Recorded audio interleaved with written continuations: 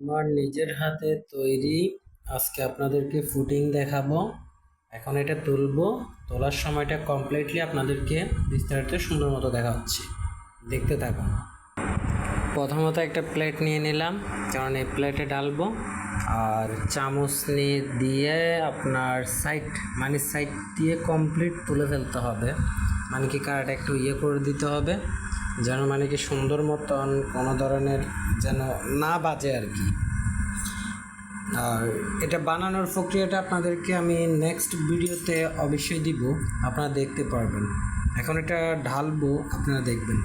তো অবশ্যই আপনারা দেখতে থাকুন জিনিসটা কেমন হলো, একটু উঠাতে হবে আর কি। আমি তো একাই ভিডিও করি, কথা বুঝছেন, তো এই জন্য আমার কোনো ক্যামেরাম্যান বা কোনো কেউ নেই, আর আমার ঘরের বউ নেই, বুঝছেন।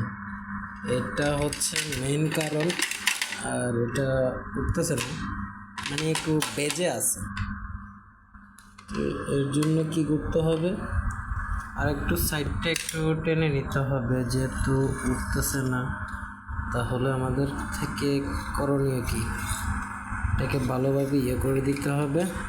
হ্যাঁ, এখন দেখা যাক হয় কি। কমপ্লিটলি ফুটিংটা উঠে গেছে, আপনারা দেখতে পারতেছেন। অনেক সুন্দর একটা রঙ আসছে। আপনি যেরকম করতে চান, রঙটা যেভাবে করতে চান, কালারটা যেরকম করতে চান, আমি একটু হালকা করছি, তবে একটুখানি মানে কি ছুটে গেছে।